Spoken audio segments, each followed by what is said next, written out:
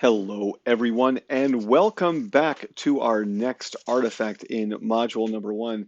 This is artifact number 7, and today we are going to look and explore classical architecture as it exists within the Greek culture. And of all of the things that we've looked at so far, this might be the one thing that you can still see in your day-to-day life, maybe not Greek architecture, but the ways in which that architectural style that was developed 2,500 years ago still rests with us today. The Greek architecture is not dead. It is alive and well. And to be fair, it's alive and well in the ways in which it survives through the Romans. And then beginning in the 19th century, what we called neoclassical architecture. But the reason why buildings at universities, government buildings, and libraries look the way they do is because of the effectiveness of the Greek world. And so I bring in a map of part of the Mediterranean to point out some of the places that we're going to look at today. To begin with, Greece as a culture pretty much is the known world. I mean, if you know anything about Greek rulers, you might know Alexander the Great. And Alexander the Great expanded the Greek world all the way to India. Italy is part of that as well. Most parts of northern Europe also. So to give you an idea of some geography that we're going to talk about, this little bit of the island of Greece is called the Peloponnesus. You might have heard of Sparta before, if nothing else, from the movie 300. Athens is over here, and we're going to look at a place here called Paestum. Now, it's what we call Italy today, but it was very much a part of the Greek world during the centuries before the birth of the historical Jesus.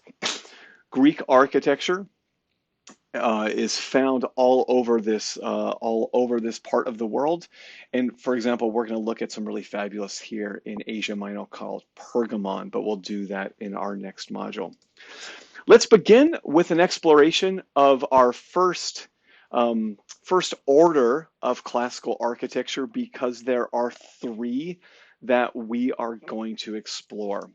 So an order of architecture is essentially a kind of rule book for the proportions and elements present in a Greek building.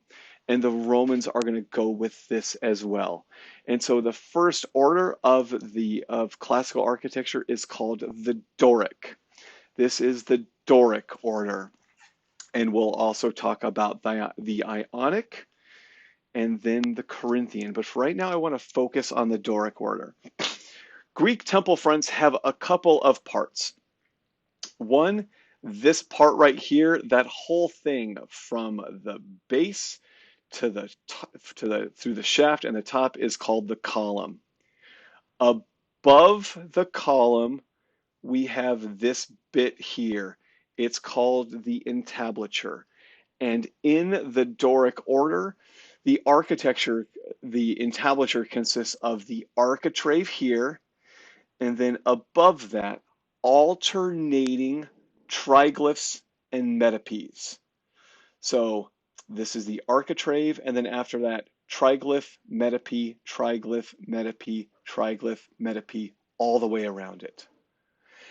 And above that sits the pediment. And this is only a little chunk of the pediment, but you can imagine that if this thing went over here, the pediment would rise up like this, and then come down like this and go straight across with columns all through here. So we have column, architrave, metope, triglyph. This is comprised of the entablature, and this is the pediment. Often in Greek temples, in the pediment will rest sculpture. So this is gonna be big enough, you'll have a full-size sculpture up in the top of it. And this metope here, although right here, this metope is blank, that will also be a place for a work of sculpture.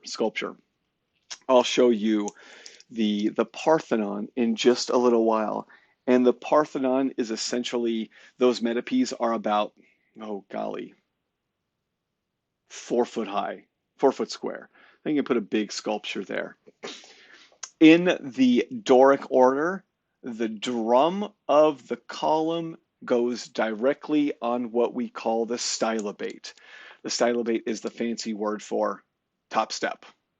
Okay? This, and let me say something. The Doric order, the columns are often fluted. So what that means is there have been vertical lines incised into that column, which provide really interesting shadows. And if you were to imagine, I'll try to do this with my cursor, but it probably won't work real well. If you were to cut a slice of this column, right, it will look like a circle, right? So a nice circle. And what they do in order to create this fluting is they make little concave shapes like this. So there's 1, 2, 3, 4, 5, 6, 7, 8. So imagine that circle, and I kind of do a little concave like this, and one like that, and one like that. And you do that for each section of the dome, and you have that line match up, right? So here's my circle, and I have this right here, and that right there. That place, there would have been a line right there, a point. And if you do that all the way, you get a nice vertical line on this. And so these columns are made with drum sections, right? So we're going to make this in 5 pieces. There's 1 piece, another piece, 3, 4, and 5. And you do that incising for all of those drums, and that creates these vertical lines called flutes. In the Doric order, the top of the column here, which is called the capital, is relatively undecorated. It's the easiest way to tell one order from the next is look at the capital. This capital is relatively undecorated. There are other differences as well, but this is the easiest way. And as I move on to the Ionic order, let me say this, that the Doric order and the Ionic order are guidelines, but they're never mixed together. So you can think of it this way. If I were to show up to my office in a day during the normal quarter or semester, I would almost always have on a pair of khaki pants, a button-up shirt, and a tie. And depending upon what I needed to do that day, I might have on a sport jacket. Let's call that and a pair of dress shoes. Let's call that the school year order, the school year order. But there's another order of attire for me at work, and it's the summer order. And in the summer order, I might have on a pair of sneakers, I might have on a pair of jeans, I might have on like a polo shirt, a shirt with a collar. Those 2 orders of architecture would never be mixed together. I would never show up in the fall quarter wearing a pair of khaki pants, a shirt, a tie, and a pair of tennis shoes. And I would never show up in the summer quarter with a pair of jeans, a pair of sneakers, and a shirt and tie. They're distinct, separate things, and that's how the Greeks look at them. The Romans are a little bit more loosey-goosey. Architecture today doesn't care, but the Greeks would have never mixed the Doric and the Ionic together, ever. And so that's an important thing to keep in mind. If this is the Doric order, this, my friends, is the Ionic. And you can see a couple of differences right away. The Ionic order looks just a little bit thinner. That column looks thinner than this one. They still have some very basic parts, right? There's still a column, there's still an entablature, there's still an architrave. But in the Doric order, the metope and the triglyph have been replaced with a frieze. A frieze is a place for a continuously running sculptural narrative. You kind of think of it as like being like a comic book that goes around the entire building that tells you one story after the next. In contrast to the Doric order, which has the relatively undecorated columns, in the Ionic order, we have these upside down scrolls. We call those volutes. In some ways, The Ionic order is just a little bit more decorative. And to say something else about it, it looks a bit thinner, as if it's less able to do sculptural work. And as a way to think about this, let me go find a work. Let me find a statue. So I'm gonna have to go back and do some copying and some pasting. So we'll look at this in due time. That's Hermes with the infant Dionysus by a Greek sculptor by the name of Praxiteles. And I'm gonna come over here and I'm gonna do this. So there he is. Okay, you like that guy? I like him. He is, let's call him, well, he's like 7 feet tall in real life. All right, here we go. Side by side. They're the same height, aren't they? They are the same height. Same height, aren't they? The exact same height. I haven't changed the vertical part. I've only changed the horizontal part. All right, there we go. Both of these statues are the exact same height, but one looks taller than the other one, doesn't he? And so what I mean to suggest to you is that there's a perception involved with that. And with this object here, it seems taller and thinner, just like this one seems taller and thinner. And what I mean to suggest with that is it seems less able to do architectural work. This seems stronger, doesn't it? Seems shorter and stronger, just like this one seems shorter, although it's not. And as a result of this, the different orders of architecture get used in different kinds of ways. And I'll give you a great example of this. At the art history building at the University of Arizona has been made with the Ionic order. It's more decorative. It seems less strong. The engineering building at the University of Arizona has Doric orders on it. So there's a perception about this that works its way into our own world as well. Now, the diagram I give you here is a diagram of a random garden variety, doesn't really exist, but it exists everywhere, kind of Greek temple. And I want to show this to you to talk about some of the important parts of Greek temples that we will look at from a couple different perspectives within this course. So to begin with, let's talk about the cella. Cella is the fancy word for the main room of a Greek temple where the cult statue is placed. So to give you an idea, these Greek temples, are built for one of their gods. And the Greeks, like the Egyptians in the Old Kingdom, have a variety of gods. You know their names already, right? And you know the Roman versions of them too, right? We have things like Hermes and Bacchus and Aphrodite. Those are all names of gods and goddesses. And so these temples, which were usually made for one of those gods, have a cult statue for them. And so you would walk in through the colonnade. Colonnade is the fancy phrase for a bunch of columns, through a pronaos, which is, naos is essentially a Greek word for room, and pro, kind of like prologue, means before. So you walk through this, it's a kind of entryway into the room, the cella or the naos, which is a space for the cult statue.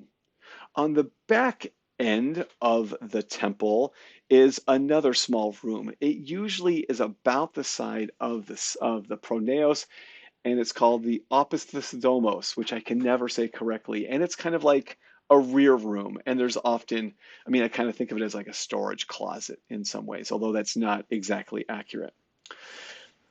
This is a great example of what we call a peripetal temple. Peripetal means columns on all the sides. And so in this instance, we have 1, 2, 3, 4, 5, 6 columns on the short side, and 1, 2, 3, 4, 5, 6, 7, 8, 9, 10, 11, 12, 13 columns on the long side. And the relationship between the short side and the long side, the proportions of that relationship, will be something that the Greeks are really going to play with in the course of their architectural development. What you're looking at here is a building called the Temple of Hera I. And it's called the Temple of Hera I because nearby is the aptly named Temple of Hera II. And of course, this building, which is from the Archaic period in the Greek world, dates from around 550 BCE. And this is from Paestum, which is on the west coast of Italy, not exactly nearby to Athens. And this shows the incredible expanse of the Greek culture in the 6th century before the historical Jesus. So there's Paestum, there's Athens, they're not exactly nearby. Now, if we think about this from a planned point of view, here is our pronaos and then our cella. And the cella is so big in this temple that we need to have a series of columns to support the roof on the inside of it. Of course, the roof of the outside of this building, which was made of wood, is long since gone, but the room inside it also had a roof, and in order to support that, they had columns here. There are 9 columns on the short side and 18 on the long side. And I am not a mathematician, but that roughly is a 2-to-1 ratio, which means in terms of optics of columns, there's twice as many columns on the long side as there are on the short side. And we are going to see the Egyptians play with this as we go around. Now, when I introduced this diagram to you, I said it's a garden variety, doesn't really exist, but sort of exists everywhere kind of diagram. And this gives you an idea as to how they would modify the way in which these temples look on whims or local customs. So on this instance, here's our main cello, and here's a opisthodomos here in the back end, and there's our pronaos. This temple was built for Hera, which is one of the 3 major Greek deities. And the order of this architecture, although it's somewhat hard to see, is Doric. These columns here don't really have a developed or decorated capital. This is a really good example of a Doric order building with kind of fat, pudgy columns that swell a little bit in the middle. These are not perfectly smooth. They kind of bulge a little bit on the side. And we'll talk a little bit that in just a little while. Here is the second temple of Hera. This is the Temple of Hera II, and this dates from the early classical period. And the one thing I want to point out to you, and this is much better preserved, thankfully, is the shifting proportions. Now we have 6 columns rather than 9, 1, 2, 3, 4, 5, 6, and 14 columns on the long side. So the changes for this are interesting. 1, in going to an even number of columns on the front side, this means that the middle of the building isn't a column, right? Here's the middle of the building. It's a column. So if you have an odd number of columns on the short side of the building, the middle of the building is a column, which maybe isn't the best way to look inside if you're thinking about symmetry. And the other things that they're working through for the Temple of Hera II is the shifting proportions. If this were the Temple of Hera I, 6 over here, it would be 12 over there. But this isn't a side that's a long side that's twice as long. It's twice as long plus 2. Now, one of the things we need to talk about for the Temple of Hera I and the Temple of Hera II is what I call the postcard view, like the ideal viewing angle. And the Greeks are totally fascinated with this. In what way are you meant to see the building? Because they will let you approach the building from that ideal viewing angle. The postcard view is what I call it. And for the Greeks, this right here is the kind of postcard view. the view in which you can see all of the columns on the long side and all of the columns on the short side. Even number allows us to look through the space between the columns into the cella. Everyone wins. And as you can see, this is still a Doric building. Undecorated capital, and look, that's a triglyph. That's a metopy. Triglyph, metopy all around the building. It's a great example of an early classical Doric building, and it has a sense of strong like bull to it that the Greeks early on very much are embracing. But in time, one of the things that the Greeks are going to do is shift how architecture works. So on the left-hand side, you have a bird's eye drone view of the Acropolis. And on the right side, a kind of schematic as to what you can see. And I want to call your attention to a couple of things.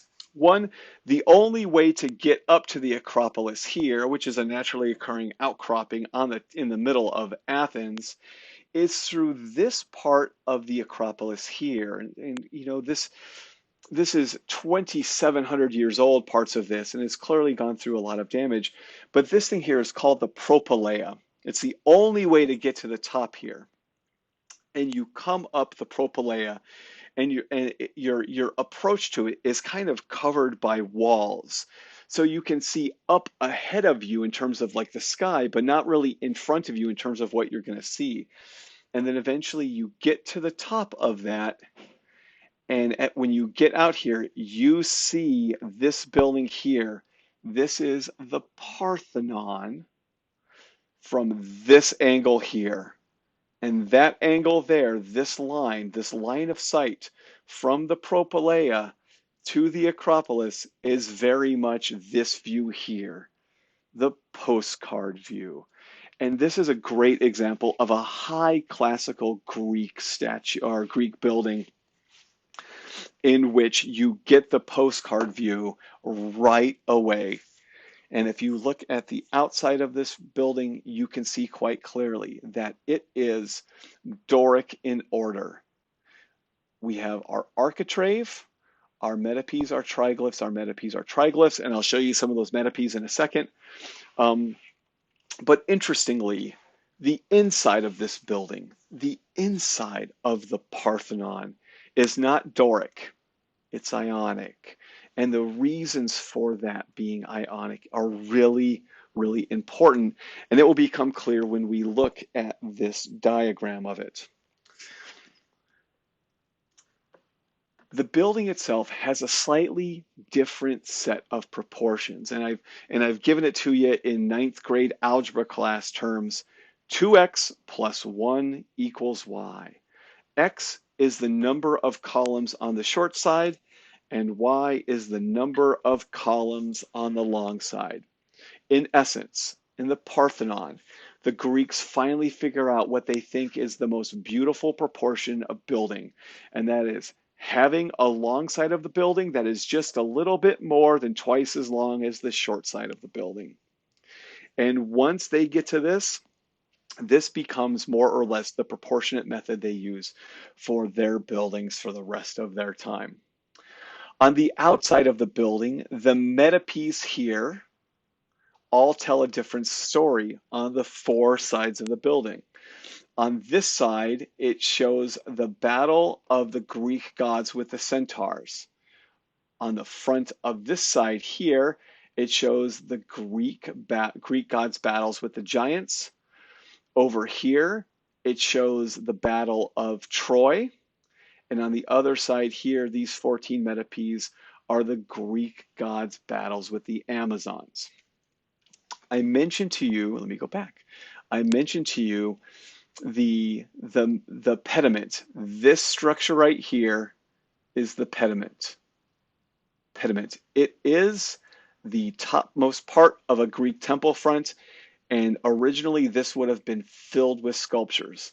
On this then over here, it is the birth of Athens, which is why, or Athena, excuse me, which is why Athens is called Athens. It's named after Athena.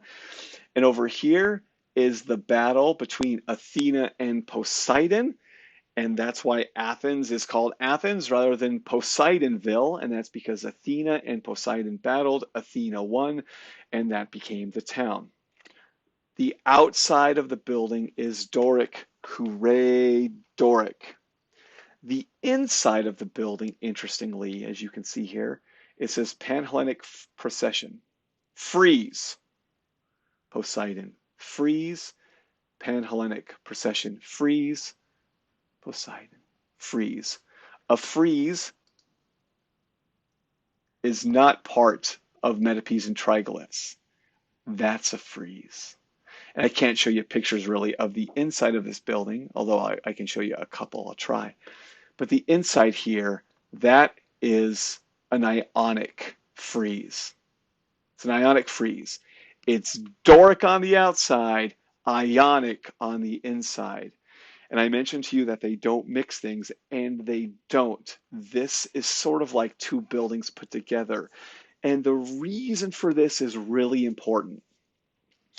Most times we can't date buildings with that much precision, but we know exactly when to date this building. This building was constructed after the Persian invasion that concluded in 448. And the Persians, led by Xerxes, came all the way from what we would now call like Turkey and completely destroyed the Acropolis. They just leveled everything. They sort of treated it like their own personal Disneyland. And at the end of all of that, when Greece was unified again, they decided to create this building. Now, we haven't really talked a whole lot about the structure of Athens just yet, but for the time being, let's say that the Greek world is constructed of independent city-states. And they all try to work together for mutual advantage as long as it's in their own individual advantage. But nobody ever would have described necessarily themselves as Greek. I'm an Athenian, or I'm a Spartan, or I'm a Delphian. Like, they were independent, but worked together when best they could. It's sort of like the United States, right? We have 50 separate states that all have different leadership and all have different laws. I mean, when I moved to Iowa, they legalized gay marriage while I was there, and there are states in this country that's still illegal. There's some states where recreational marijuana is perfectly legal and taxed, and other states where it's not. And so these independent city-states were under attack by the Persians, and after Athens was sacked, Greece for a time kind of became unified for a while, and the two different orders of architecture were primarily found in two different places. And let me see if my map is going to give it to me. I don't know if it will. Perfect. Over here on this part of the Greek mainland is the Ionian Sea, and it was over here on this side where we often saw the Ionic order. It's why the Ionic order is named after the Ionian Sea. And the Doric order was developed over here.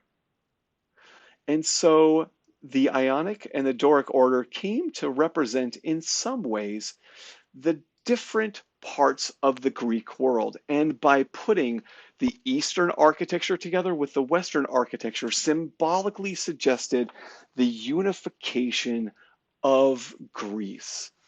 And that's one of the most important things about this building. Now, the Parthenon has gone through a variety of changes and functions. And one of the things you'll hear me talk about later is I don't care what the function is later. I only care about what it was when it was designed.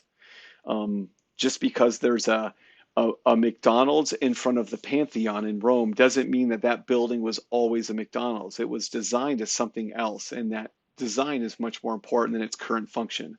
The same is true of this. This was designed as a temple for Athena. There was a gigantic statue of Athena holding a little statue of Victory, or Nike, in her hand.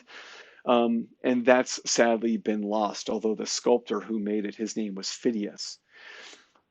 Over time, this has been a Greek temple, a Jewish synagogue, a Christian church, and a gunpowder silo. And during an Ottoman war in the middle of the 17th century, a flaming arrow hit a keg of gunpowder and blew it all to bits, which is exactly why the inside looks as rough as it does. I give you here, you can see the ways those metopes and triglyphs look up close. Metope, triglyph, and I mentioned to you that some of these metopes show the Greek battles with the centaurs. And I'll show you some better examples of this in just a second. One of the cool things about this building involves the ways in which the Greeks are so super precise that they want to make it even more perfect than your eyes.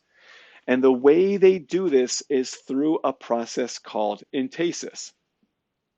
Entasis is a slight optical correction to counteract the impurity of your lens in your eye that causes perfectly straight, long straight lines appear to be slightly bent. Like your lens is bent, right? Your lens is curved. It's how your eye focuses light on it anyway, so it can get to the optical nerve. And so because of the curvature of the lens of your eye and my eye and even your teacher's eye, because there's that curvature, this makes perfectly straight lines look curved, even if they're not. The Greeks know this. You didn't know this until 30 seconds ago, but the Greeks knew it. And because of this, they wanted to counteract that bending. And so all of the perfectly straight lines in this building, and there's a ton of them. Let me show you one. From there to there, cornice to cornice, straight line, straight line, straight line, straight line, straight line, straight line, straight line, all straight lines. All of those have been slightly bent to make them look like they're not. And a couple years ago, someone said, that line's not bent. It's impossible. That line's not bent. It's perfectly straight. I was like, why do you think it's perfectly straight? Like, because it looks perfectly straight. I was like, the reason it looks perfectly straight is because they understand how your eye works. So I'll tell you a story. It's kind of a cool story, and you'll have to forgive the bad clip art here, which honestly, let me get rid of that. Back in the early part of the 20th century, there was an architecture team from Princeton University doing work here. And what they were doing is like old school architecture work. They were measuring things. I mean, they were measuring everything from the circumference of the columns from, every 10 inches from the base to this. And it's one of the reasons why they know that these columns bulge in the middle because of entasis, because they've measured them. So they know that the column here is, 2 inches wider in circumference than the one right here because they want it to look straight. So they have scaffolding all up on the front of this building, and they're measuring things on the entablature. And the Princeton professor takes off his hat, and I have this image that it's like a bowler hat or something, and he puts it right up there inside that pediment. And then he takes the students down here and they walk across and they come up here and they look for the hat and they can't see the hat. And the reason why is the middle here is 8 inches higher than the corner. And that's because of the entasis of this object. I mean, this building has dozens of optical corrections to make it appear to be the perfect building that it is. As a way to wrap up this really brief description of Greek architecture, I want to show you some Greek sculpture from architecture. And as a way to get there, I show you this. And at first, you might not pay much attention to it. It might seem a little bit funny. That's the British flag, or actually, yeah, that's the flag of Great Britain. Actually, Great Britain is created. The map of Great Britain is a kind of a conglomeration of 3 different maps. The map of England, which is just white with a red cross on it. The map of Scotland, which has a blue field with a white cross going through it, and that of Wales. But it's not Greece. And the reason why this is kind of funny is because of this guy. His name is Thomas Bruce, and he was the 7th Earl of Elgin. And Lord Elgin, at the beginning of the 19th century, was the British ambassador to the Ottoman Empire. And one day, when coming back from what we now call Turkey, he had stopped off in Athens to do some sightseeing. And when walking around Athens, he noticed that atop the Acropolis, not far from the Pantheon, were dozens of statues, works of sculpture that were just lying around. And so he looked at those, and they were clearly from the building. And so, I mean, these sculptures had been taken down, never put back up, removed, never replaced. And so Lord Elgin quite literally goes up to the first person he sees. We're going to call that guy Bob. He says, "Hi, Bob. I'm Lord Elgin." And Bob says, "Hi, Lord Elgin. Nice to meet you." And Lord Elgin says, "I see there's a bunch of statues lying around here." And Bob says, "Yes, they've always been here." And Lord Elgin says, "I'll tell you what, I'll give you $50 for them." And Bob looks and says, "What was that? What? You're going to give me $50 for them?"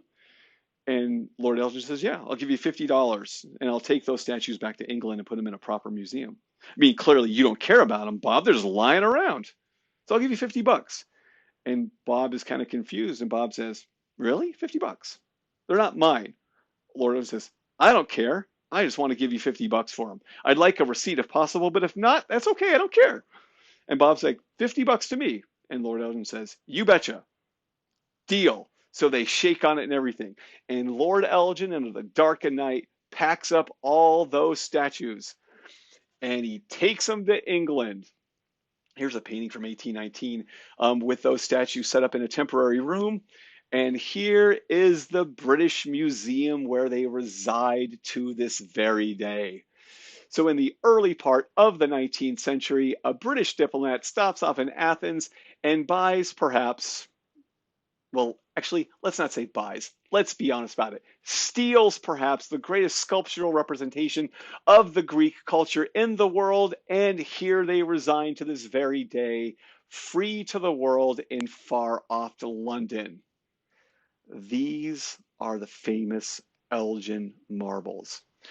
And as someone who's been to London far more often than Athens, I love that they are in London. But there does seem to be a certain dishonesty about a British diplomat stealing them and taking them back to London. And pretty much every single year, the Greek government writes a letter to Her Majesty the Queen and says, and I'm going to paraphrase now, "Dear Your Highness, we would like to thank you for taking care of our cultural treasures for these past 200 years. But as you stole them, perhaps you could return them to us. Most sincerely yours, the people of Greece." And every year, the Queen writes back and says, "Dear good people of Greece, for the record, we stole them fair and square. So go jump in a lake. And besides, we just built a really nice museum for them."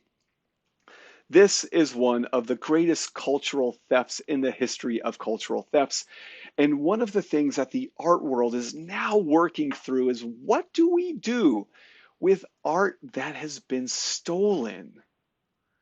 Like, you coming to my house and finding my wallet in my backyard because I lost it 2 months ago doesn't mean it's yours. And the art world is really wrestling with these ideas. What do we do? And museums all over the world are repatriating objects that have been in their museums for decades or even centuries, realizing that that's stolen and maybe we don't have a right to it. And so if your teachers are willing, I think a really fascinating discussion would be, what should the British do for this? Because the British say, listen, these are free to the world. The British Museum is the second most visited museum in the world, and they're free to everyone. So who are they damaging by being here for free? The other statues that were a part of the Parthenon are now in a museum next to the Parthenon. It's €25 to get in there. And I've never been in there. It wasn't open when I was there. But the British government says, like, they're free to the world here. So that's not a bad thing. And another thing that might be worth wrestling with is this object here. And I don't have a good image of it, and for this I apologize. But this was built by the Asante culture. The Asante people are a West African culture that is comprised primarily of modern day Ghana and Nigeria. And during the 19th century, when the British government was colonizing as much of the world as they could, they showed up in Ghana with a bunch of guns and said, "Hi, we're the British, and we've come here to bring you civilization." And one of the great traditions, and we'll look at this with some Roman art, is when you go places to kill people who don't look or think like you, one of the things you do is take back their stuff. And so the British took this back to the British Museum, and it's called the Golden Stool. And according to the religious beliefs of the Asante people, this stool was made by God and fell from heaven, and the only person who is allowed to even sit on it or touch it is the king of the Asante people. And the British took it back to Great Britain. And so, as you can imagine, this caused quite an uproar, and the Asante people tried to get it back. And the British said, well, kind of the same drill. Like, we stole it fair and share, but we'll send you back a copy. And so the British did. And what is one of the all-time, like, insulting moves in the history of stealing of art, the British stole the one that the Asante believed God made, and the British sent back a copy that was made by some carpenter in Lancashire.